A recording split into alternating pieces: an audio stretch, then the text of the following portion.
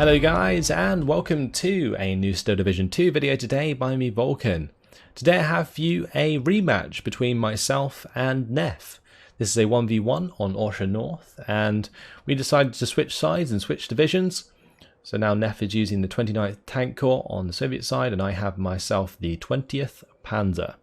Please remember, everything you are about to see is still in beta and therefore subject to change.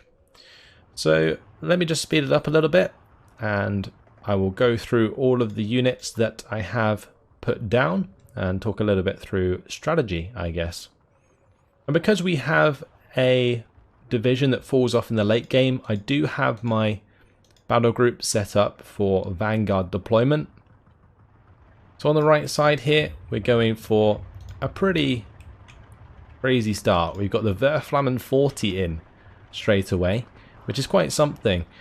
You can only get one of them in the whole entire battle group if you decide to bring in them in phase A. So I've got to make good use of this thing, get good value for money out of it. At least that's the plan. Then I have myself a T-34 here. We've got the two T-34s. Then we have the Panzergrens. We've got another Panzergren there with the Panzerfaust further up. Panzergrenführers racing to the hill. Another Panzergren and a Sturmpioneer. So I had like 3 units going up onto the hill here with the command, and then I have 1 unit that's like defending this building down this road. And those two T-34s are going up on the hill. In the centre I've got loads of my Flammenwerfers just pushing for these points in the centre, trying to contest those early on. I've also got an AT gun that's going to be unloading on the edge of this hill just to try and snipe any vehicles that can see early on. I've also got a Panzer Grenadier that's going to be pushing into this building if it can get there. And I've got 2 Sturmpioneers that are going to be trying to take control of the town. On the left side I've got a Panzer 4G that's pushing up to assist the Panzergrens and the Sturmpioneer. So let me just change it to my perspective so you guys can get a good idea of what's going on here. Now the Gnef, they actually managed to get the better of my Sturmpioneer as I unloaded in the face of both of those flamethrower squads. So I'm already kind of at a disadvantage, and this Gnef, it does so much damage to my Sturmpioneer in that first hit. I think when units are entrenched and they get hit by flamethrowers, they take like way more damage, so my Sturmpioneers were basically wiped out in 2 hits by that flamethrower squad, and I lose the town on the left early on. In the mid, my AT gun is on Overwatch, but we have managed to sneak this objective in the centre, and we're also kind of sneaking this objective as well with this Flammenwerfer squad. On the right side, things weren't going so great. I think my Panzergrens ended up getting surrendered pretty damn quickly to the flamethrowers of the Gnef, and well, since there's just flamers, we're going to try and kill them off with the T-34s.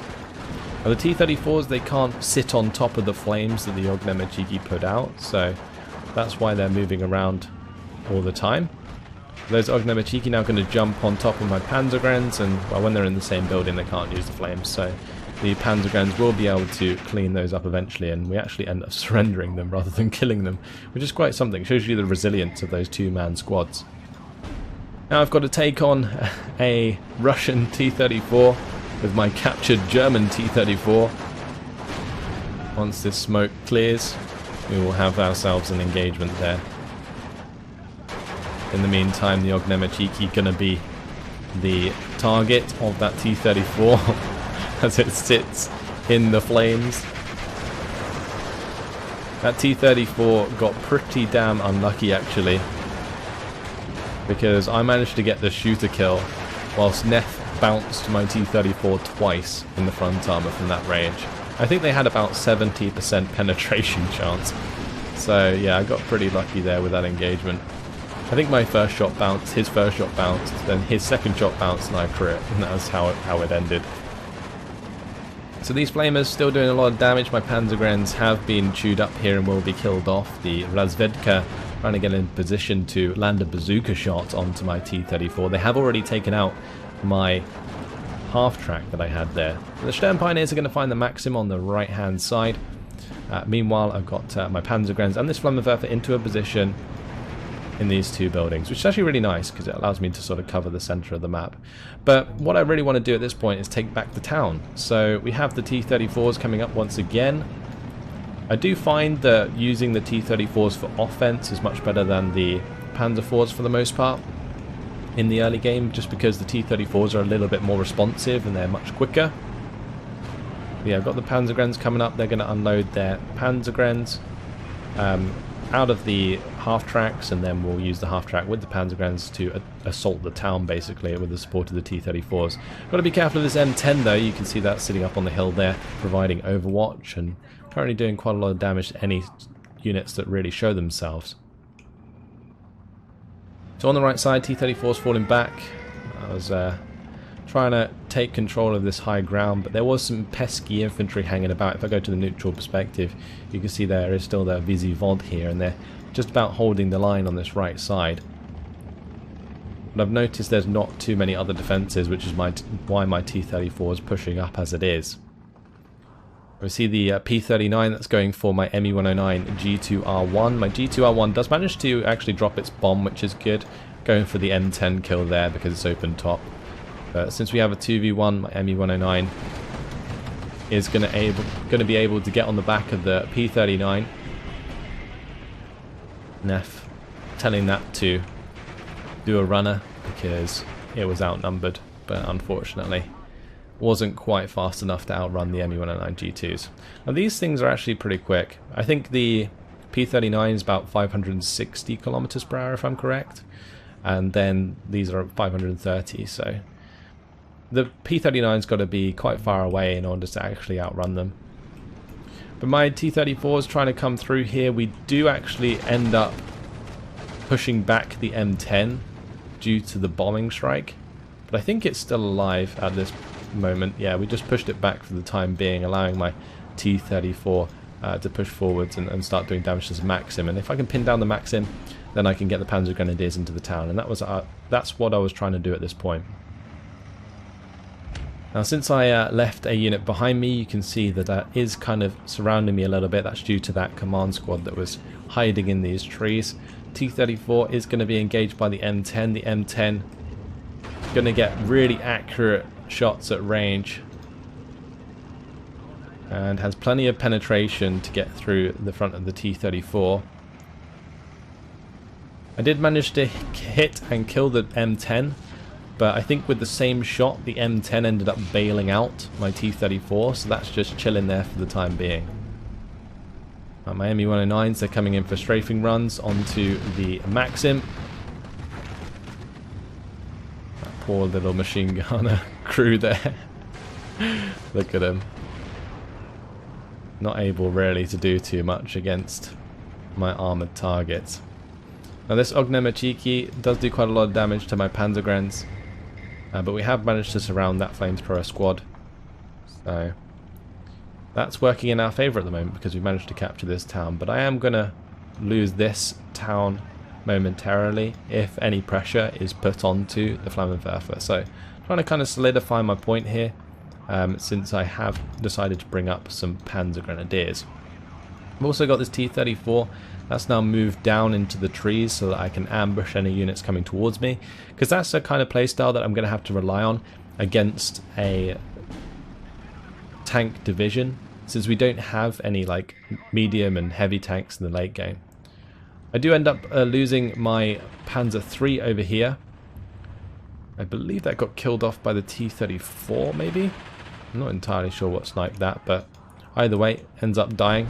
Thankfully though, my Sturm Pioneers got my back on the hill as the Tanko Desaniki try and approach. These Sturm Pioneers do of course have their flamethrowers, so we're able to do quite a bit of damage here to these units. If they actually decide to like fire their flamethrowers. Eventually they get pinned. I did try and get the ME-109s to come and strafe that before that happened, but wasn't quite there on time, and these ME-109 G2s are going to end up going back to base. They've done a great job of strafing so far. Another ME-109 G2 R1 is bought, and that now I believe gave me 2 ME-109 G2s and 2 ME-109 G2 R1s with the bombs to use. But I'm going to have that one leave just so that I can resupply the bombs sooner than later. Now across the board, I actually didn't have many tanks on the field at this point, but thanks to like my infantry placement Gnef is finding it relatively difficult to push into my units. I managed to snipe that Maxim as it moves up, and I'm just going to bring it back to these buildings and put them into return fire so they don't reveal themselves anymore, just so I can maintain that position. My Panzergrenz here, able to get the better of the Strelki. These Strelki are actually pretty naff in ranged combat. They rely on the Mosin Nagants, and they only have 1 DP, whereas like my Panzer Grenadiers, this is ideal for them because they have 2 MG42s and the 7 Kar 98s. They're currently just chilling in the side of the tree line there. And we're now going to try and run down the Strelki, as I did manage to pin them down. And Gnef tries to retreat with them, but that's going to give me the point nonetheless, so I'm happy with that engagement. So we've got a couple of Panzer IV Gs now coming up on the right side just to reinforce this area. I've also currently got my half-track going round these trees just to try and find out whatever unit was here and kill it off.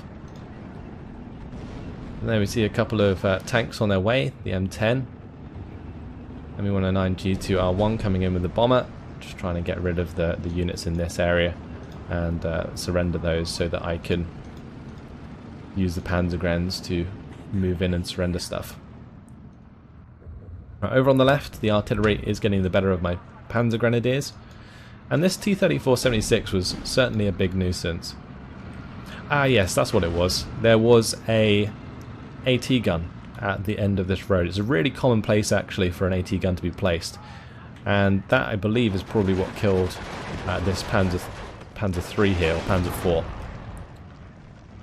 So my Panzer IV is coming up the hill, ends up actually getting surrendered, which was really sad. That was because of the Razvedka in the trees here. That bazooka that they have. It managed to, suppress my tank enough so that it decided to run away. Anyway, my 45mm AT gun does have enough penetration to get through the front of an M10. So we do manage to pick up that M10 with our AT ambush here. I did specifically bring in this AT gun to cover this angle because it's a really good way to like shoot up at anything that tries to climb the hill. Now this Panzer IV-G, that's going to be trying to push through and help the Panzergrenz that are in the town because they're down to 1 man now. Not a place they really want to be. But goodbye to that AT gun. It tried its best. And the main way that I managed to break through on this right side, I don't think we saw it, but I did Verflammen like a lot of these units. You can see the Verflammen craters. And that's initially what pinned down all of the infantry and allowed me to charge the T-34 forwards. But over on the left, you see the Tanker Desaniki killing off the Panzergrenz. Because they're Tanker Desaniki, they don't have any AT, so I can actually just use the Panzer G, the Panzer IV-G, aggressively. I can just charge them down. If I can spot them, I can just kill them with the machine guns, and that was the plan. Over on the left side, trying to save the Panzer Grenadiers at the moment from surrender by strafing them. I'd also bombed this previously, and now I'm using the Me109 G2R1 to strafe. I thought it was about time that I got the Beute Stalin on the field. That's now helping us out with the engagement on those infantry at range, and also has the potential to help us with the T-34-76. So LA-7 has come in, and it's a 3v1. I was actually surprised that Gnef did this, but it's a good opportunity to see the LA-7 in combat. They are very fast, but unfortunately when you have planes coming at you from 3 angles, you do take a lot of criticals. Oh, I love the new dogfights in Steel Division 2, they look so damn cool. And those 2 Me109 G2s, I did have them continue to strafe the T-34 because I wanted to be able to get my Panzergrenz into position, but I did lose my Panzergrenführer there, unfortunately, whilst all that was going on. Just trying to see where all of these planes are. There we go. They're behind there. P-39 coming in for the strafing run on the right side. Here we go again. LA-7 down. Picked off by the 2 Me109 G2s in the end. Lovely dogfight. This P-39 just used for strafing the 251-7, I think, because that 251-7 was actually in a really good position to hit a lot of the reinforcements coming down this road. I'm just going to be sneaking the Panzerschreck up. If I can get that to kill things that are coming down the road, that's perfect, but there is an infantry squad that might be able to kill that. And now my Panzer IV-G that's trying to kill the IS on the side, it did die. I think where was it? I think it was potentially down at the bottom. But I've got this other Panzer IV-G now that's trying to look for the kill onto the IS. The P-39 was still in the sky, so my Me-109G2 is once again going for the attack. Looks very cool actually. Like a guy and his wingman going after the P-39. That is so damn cool.